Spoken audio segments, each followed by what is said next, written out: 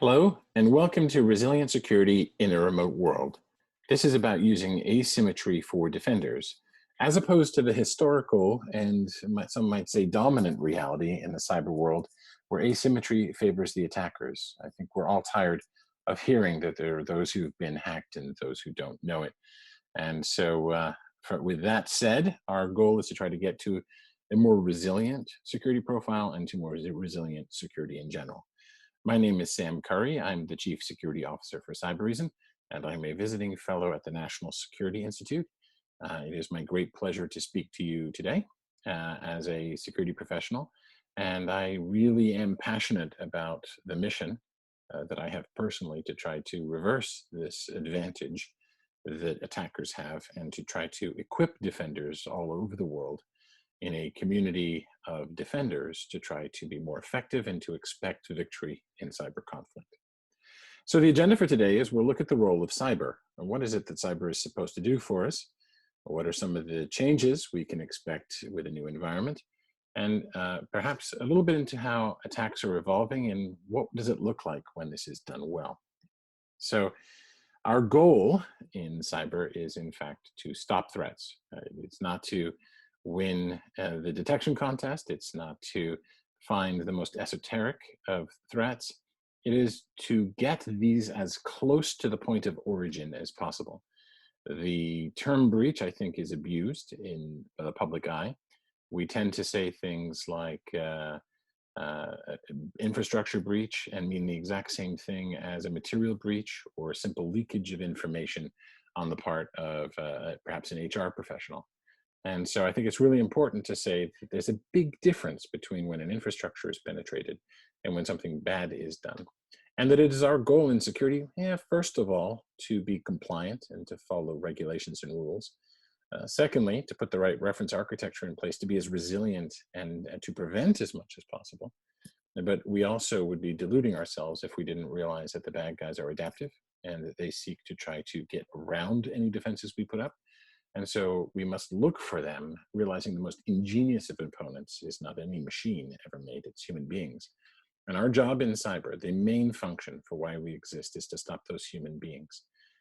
We actually have only a few places in business and in government where we deal with human beings. That's why there's conflict, legal conflict. Perhaps in business, it's sales conflict as you go to market against competitors. Perhaps there's actual adversarial conflict sometimes between nation states. But it is to stop the most insidious of threats, the people on the other end. And we want to do that faster and more completely. We want to do it closer to the point of origin with less delay in the system. There is a cycle that takes place when we try to prevent, and we will fail somewhere. No one has yet solved the Turing challenge and created an AI that can prevent perfectly, although that is the goal we seek. Instead, there is a delay between when someone gets into an environment and when we detect them, and then when we ultimately resolve it. And we want to do this faster and more completely. Hollywood has done us a bit of a disservice. We often see a hacker in a movie who is typing and hits the enter key and says, "I'm done, it's over." It actually takes much longer than that to affect the most insidious of attacks. Now, yes, ransomware might hit you and hurt you right away, but those typically lead to perhaps some brand damage, perhaps some losses due to customer confidence and direct fines, or even perhaps the payouts you have to make. But the really damaging things are the deep ownership of networks that get compromised. And that's what we're trying to stop faster and more completely. Pursuing, of course, ultimately doing it all as prevention, but and even getting predictive, but that isn't the reality. We have to face the fact that whatever wall we build, somebody will find a way around it. And here's the key. We have to align to the business as we do this. I sometimes say quite publicly, the biggest problem in security isn't detection, and it's not even remediation. It is the lack of alignment between security departments and their business colleagues and associates. I've never met a security agenda or portfolio that didn't benefit by being more closely tied to what businesses ultimately care about. And if you're in government, there's still a business. It's just, it is an agenda. It is a political agenda that might be budget related or resource related or strategic. It is alignment between the mission of an organization and the security department that needs to be tightest. And very often that's simply not the case. So let's consider some changes to the environment. What has happened? The most obvious changes, if we don't look at, if we look prior to 2020, which is, it feels like it's been a very long year. But prior to 2020, we had things like cloud adoption. We had increasing mobility among users. We have new platform types, especially with new generations entering the workforce, and new application types, especially delivered as a service. And so we have moved generally from being custodians of infrastructure to being brokers of infrastructure. And these changes have made it very difficult to do the confidentiality, integrity, availability, and non-repudiation in our environments that is security. And now, of course, we're seeing more and more requirements laid on to the backs of security professionals, and particularly around things like privacy. So then we hit 2020 and everything changes. We started the year with a bang, and we have proceeded with COVID-19 really dominating headlines and driving us all home.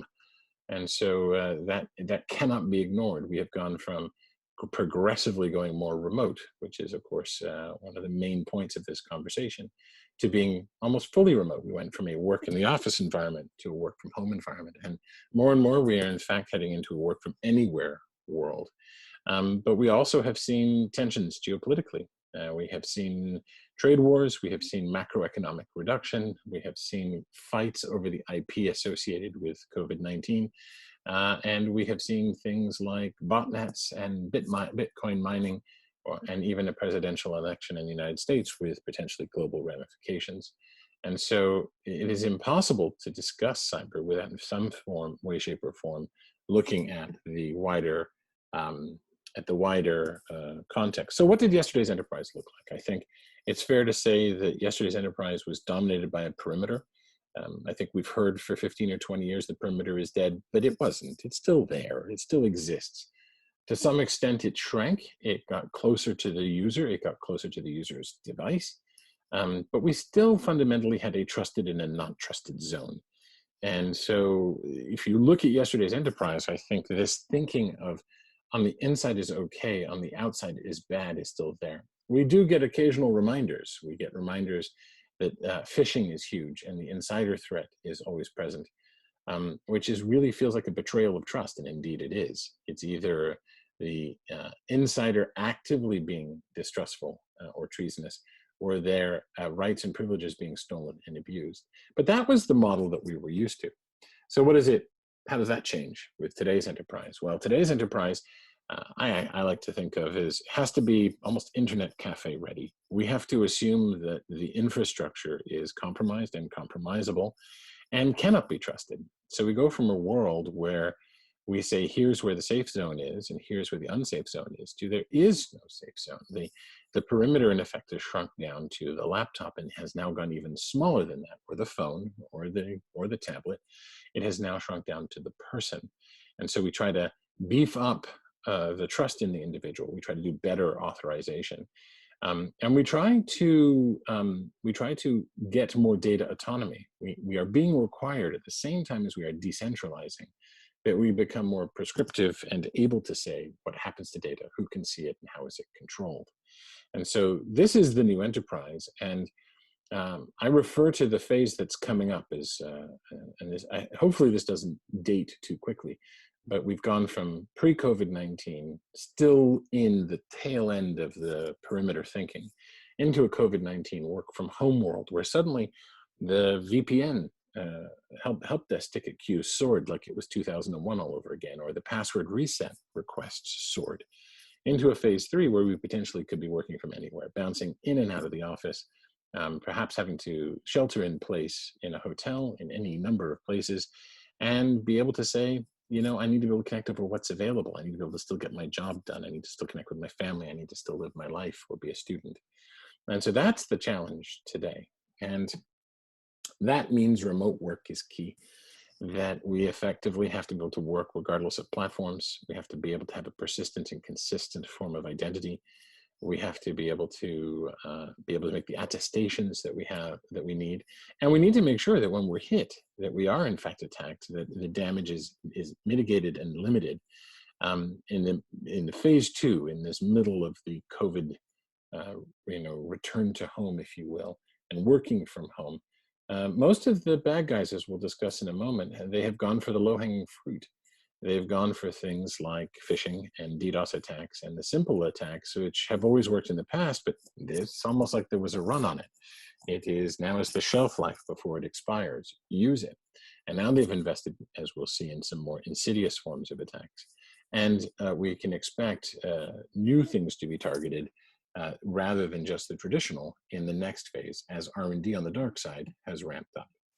So attacks, I have to say, don't stop at a single endpoint. They go far beyond that. I talked earlier about the misapprehension caused by Hollywood movies. The goal isn't to compromise a laptop and make some money. Yeah, in some ways, ransomware does that. But I consider that retrograde. I consider it just an optical trick where things appear to be going the other way. Even ransomware itself isn't used just for smash and grab for money. It's often used as a form of triggering of automated IT responses to destroy forensic evidence. So if an advanced attacker is in a network and they think you're onto them, they will pull the pin on the proverbial grenade and they will drop behind them ransomware so that the IT department cleans up the evidence. So the ultimate goal isn't the compromise of the endpoint, but ownership of it provides optionality for actors, whether someone is a rogue nation state or an agency associated with a nation, perhaps at arm's length, or whether they're hacktivists or whether they're cyber criminals. Optionality, the ability to have options and resources available, is critical, and that is directly proportional to bandwidth and systems and data access, whether or not they fully mine it. But the goal isn't the endpoint. And that brings us to mobile. Mobile malware is the new chic in many ways. We've seen the move in classic attacks from traditional malware to polymorphic threats and attack vectors to fileless malware. But mobile is a platform that is underdefended, and frankly, most solutions that are deployed on mobile today and that have evolved over the last 10 to 15 years are largely IT management and configuration management tools. Mobile threats go deep in the system. They go low in the stack. There are multiple chipsets in most mobile devices, and mostly the operating systems that are in use are completely new territory. And so it really is a wild frontier in the world of mobile malware as a vector that can connect to everything, especially as we've gone home. As people went home and they brought those assets that had never been outside the corporate perimeter before, which a lot of people, that's true of. Almost every company has some remote workers, even before this, but there was a large number of people that weren't remote. The first thing they would turn to is expanding the other device they knew really well, which was using the phone. And that means that compromises of phones and attack vectors, and even getting rogue apps like the World Health Organization pretend app that came out around COVID-19, this has been a huge spike and needs to be protected. And they don't stop evolving. The bad guys have R&D departments. The adversaries are constantly innovating, and they do so without much distraction. They get results. Defenders, on the other hand, have many masters. They have to do things like compliance reports, and you have to do your HR training, and you have to do all the things you do as an employee. But the attackers are single-mindedly focused and innovating in order to find new vectors and to pivot to those that work. So a quick timeline of malware adoption. I will just say here that it has been an exponential increase over the years. It has gone up by orders of magnitude every decade, perhaps not as aggressive a growth as Moore's Law in its domain. But nevertheless, we've seen it go from hundreds to thousands to tens of thousands. And I remember the moment we hit 1 million viruses, and it wasn't that long later that we got to 1 million in a month, and then 1 million in a week, and eventually 1 million in a day. And so we've seen it go exponentially up, meaning the old way of trying to find things simply by looking for variants of what had passed before has been harder. And they've gone deeper into systems. And I want to emphasize that. I remember the advent, not just of spyware, but rootkits that could go low and deep and hide and enable attackers to fight back. And so this is not going to change. This is not suddenly going to reach an asymptote and say, okay, we're good enough. No, they're going to go in new directions as well. But we haven't stopped evolving either. I think it's important to note that the security industry is constantly evolving, and that this should be a value of all of us, that we should expect to be in a race. And so this is not a competition between our static defenses and the tools that are used for a standard attack. Instead, it's the first and second derivative of our innovation. That I believe that we should be measuring our health and our ability to adapt and to run the race. It's not a sprint. It's not even a marathon. It's a series of marathons. I remember meeting marathon runners years ago who ran in my own local marathon, Boston Marathon, and seeing them the day after the marathon, and I would have imagined them cooling it. No, they got up and went for a run. That's amazing to me when you read about the pain that they endure in marathons. Health in human beings is measured in our resilience, and the same is true in security. And this is why an emphasis on making the system as efficient as it can be, the things I said earlier, at being able to stop bad guys and to tune it and to apply human intelligence in defense. I have a pet peeve. I don't believe that I'm waiting for silicon intelligence and a perfect AI to come out to solve the problem. Instead, I'm accepting that health and security is found by applying human beings more effective and efficiently, and that requires us to adapt. And so if we look at the solutions and how they've evolved, we likewise have improved. And I think we finally get that we went from antivirus and my own role in the personal firewall and in AV in the early days, prototyping new tools and getting to next-gen AV, getting host-based intrusion prevention systems and anti-spyware, that we were able to start looking at EDR in particular, where I today spend a lot of my time and effort, but also behavioral analysis and new tools. And I'm excited about the tools that are coming for the future as we build the right platform that isn't just a SIM, which is where we send events and sort them out afterwards, but instead we focus on that primary mission to be able to say, this is about more than just the next wall. It's more than just an ultimate central nervous system. Instead, it's about a focused machine to help us as practitioners get ahead. So this is about security for everything, and that means that we aren't just doing the endpoint, we aren't just doing the enterprise, but we need to go and take telemetry from everywhere.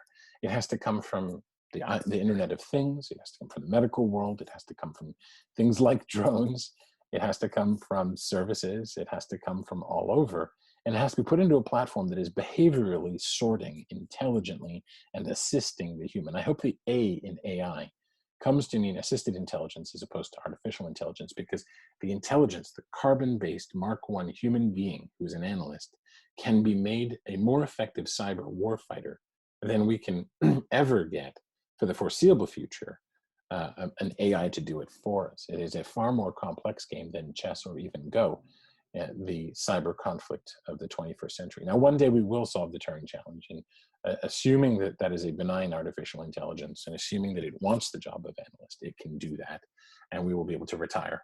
But until that day, this is our job, and it must take it in data from everywhere. So the key takeaways for me is that the environment is changing. Let's keep that in mind. Let's see that the terrain and the meteorological report are not going to be the same tomorrow as they were yesterday, that cyber attacks are evolving, and that we collectively must move towards a security for everything mentality and continue to adapt and be good at that first and second derivative in a mathematical sense of security, rather than ever finding the ultimate reference architecture. So with that, I'd like to thank you. I look forward to talking to you in the future. Please don't hesitate to reach out to me. My email is quite simple. It's sam@cybereason, spelled as you see it here.com. And my Twitter handle is sam@samjcurry. I look forward to hearing from you, and I hope you enjoy the rest of the show.